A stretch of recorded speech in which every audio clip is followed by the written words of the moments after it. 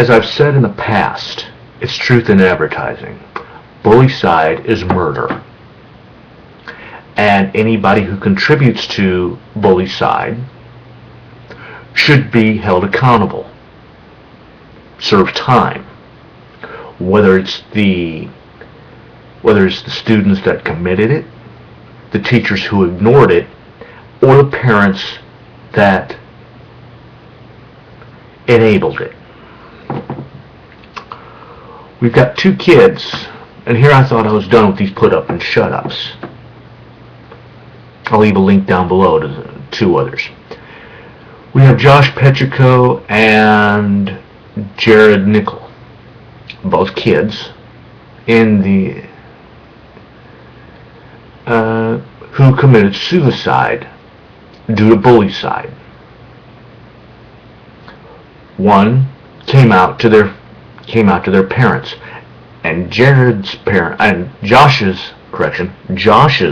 parents feels that their child's death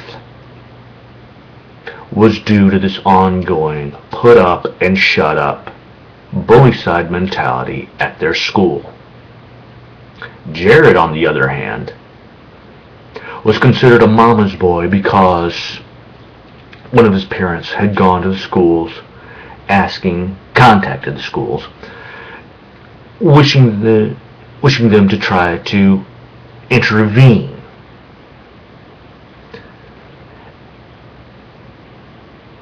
One of these kids, the police made the claim that we can't find any evidence that their death was due to bullying.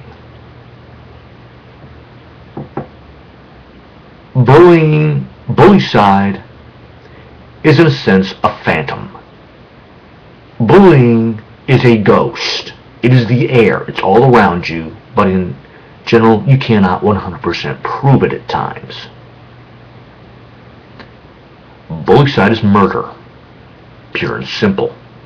And what I find amazing is social services. I mentioned this in another put up and shut up.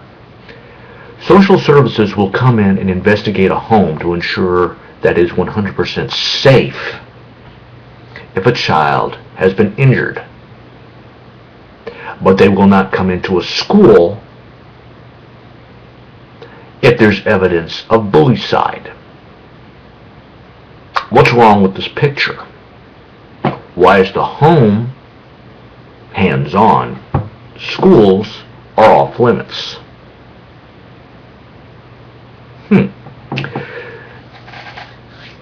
Definition of put up and shut up coming here.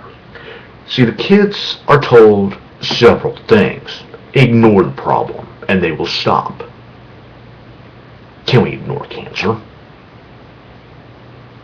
Can you ignore cancer? What happens if you ignore cancer?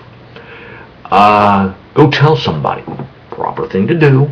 I'm not saying you shouldn't. It's a proper thing to do. Anyone who's being harassed should go and tell somebody. But the problem with this one is it gains the person X number of days before it's thrown back in their face when it recontinues. Even harsher. Don't drop to their level. Don't fight, in other words. Well, if the kid is left to fighting because school officials don't wish to do anything about it, what are they left to do? Of course, nowadays, we've proved in the 90s that kids no longer use these anymore.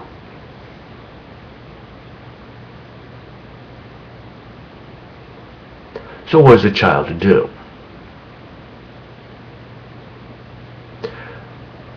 Social services will investigate a home, but will not invest a school. What's wrong with this picture? Oh, and then the bully makes a comment of, we were only joking, in hopes that whoever this child who they're harassing buys the notion that this kid cannot tell the difference between being joked with and jerked about. The same garbage that is going on in our schools would not be tolerated outside.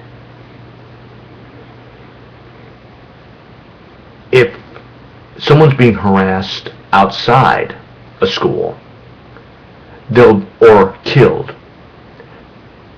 they're expected to serve time, be punished for it. But because it's going on in schools, oh no, we can't do anything. It's just normal upbringing. Become thicker-skinned. One harassed for being homosexual, one harassed being a so-called bonus boy. Like I said, can you ignore cancer? It recontinues. And kids no longer use their fists. And the whole famous hoping that the kid who's being harassed can't tell the difference between being joked with and jerked with.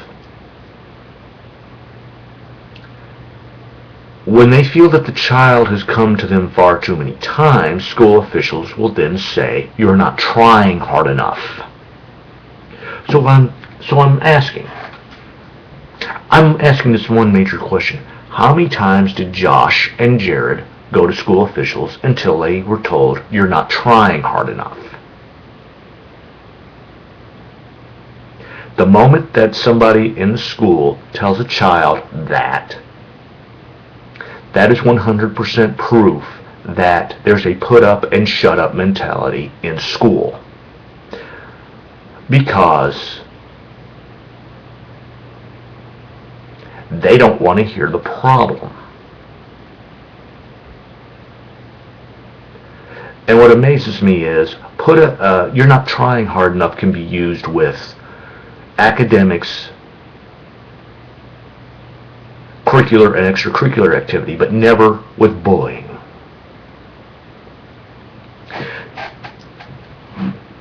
Just think about it this way. Child goes and reports the problem. It gets out that this school has a disciplinary problem. What happens? Parents don't want to put their kids in that school. No children, no revenue.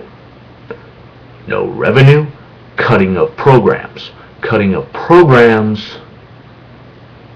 Then the child who went to the school officials reporting the problem is then unconsciously blamed for the loss of programs because they didn't want to keep their mouth shut on the problem, sweeping it under the carpet. Truth in advertising, ladies and gentlemen. Bullycide is murder. And anyone, school officials, parents, the children in question, if they contributed, they should be charged with murder. Josh Pechico's parents feel that their child's suicide was due to bullying, which schools ignore every day. Jared Nichols' parents lost their child due to bullycide. When will it stop? Truth in advertising. Call it, challenge those schools, and hold them accountable. Blind Dyslexic, ciao for now.